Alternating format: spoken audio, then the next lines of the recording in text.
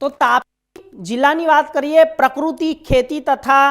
દેશના ખેડૂતોની આર્થિક પરિસ્થિતિ ઉન્નતિ બને તથા દેશના પ્રત્યેક નાગરિક સ્વસ્થ રહે, ખેડૂતો પ્રકૃતિ કૃષિ અપનાવતા થાય તે ઉદ્દેશ્યથી પ્રકૃતિ કૃષિ પરિસંવાદ પ્રદર્શન કાર્યક્રમ તાપી ખાતે યોજાયો. આ કાર્યક્રમમાં તાપી જિલ્લાના ઉચ્છલ ખાતે યોજાયો હતો. વેળાએ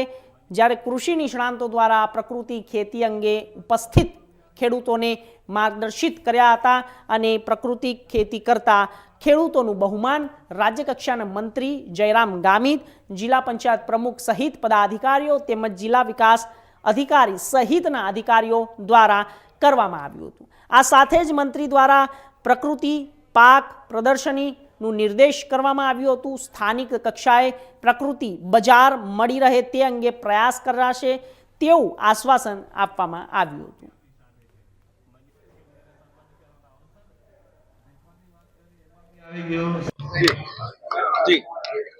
આજે તાપી જિલ્લાના ઉચ્છલ તાલુકામાં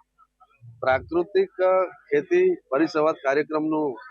આત્મા પ્રોજેક્ટ દ્વારા આયોજન કરવામાં આવ્યું. આ કાર્યક્રમમાં પ્રાકૃતિક ખેતીનું મહત્વ અને પ્રાકૃતિક ખેતી કઈ રીતે થાય એના માટે કૃષિ વિભાગના તજજ્ઞોએ ખેડૂતોને માર્ગદર્શન આપ્યું અને આગામી દિવસોમાં જ્યારે આ વિસ્તાર અને પ્રાકૃતિક ખેતીનું નરેન્દ્રભાઈ મોદી સાહેબ દ્વારા જ્યારે આ સમગ્ર દેશમાં અત્યારે આહવાન એમણે પણ કર્યું છે કે પ્રાકૃતિક ખેતી કરો અને પ્રાકૃતિક ખેતીના ફાયદાઓ અને જે પ્રાકૃતિક ખેતી કરે છે એના પાકોની જે આપણી કિંમત એ પણ સારું વળતર મળી રહે એના માટે સરકાર ખૂબ ચિંતા કરે છે. અમારા તાપી જિલ્લાની વાત કરીએ તો આપણા ગુજરાતના રાજ્યપાલ આચાર્ય સાહેબ પણ 4 વખત આ તાલુકામાં આવી ગયા છે, જિલ્લામાં તાલુકામાં, અને એમના માર્ગદર્શન હેઠળ જે આપણો આત્મા પ્રોજેક્ટ વિભાગ એ લોકોના માર્ગદર્શન હેઠળ અમારા આ વિસ્તારમાં લોકો પ્રાકૃતિક ખેતી પણ કરે છે અને જે પ્રાકૃતિક ખેતી કરીને જે ઉત્પાદન મળે છે એનો સારો એ લોકોને ભાવ પણ મળે છે. આગામી દિવસોમાં સરકારશ્રીની જે યોજનાઓ ચાલે છે એનો પણ વધારેમાં વધારે લાભ લઈને લોકો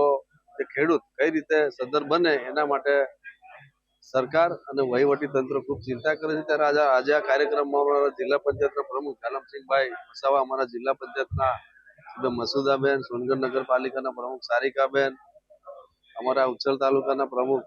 મંજુલાબેન, તમામ સરપંચો અને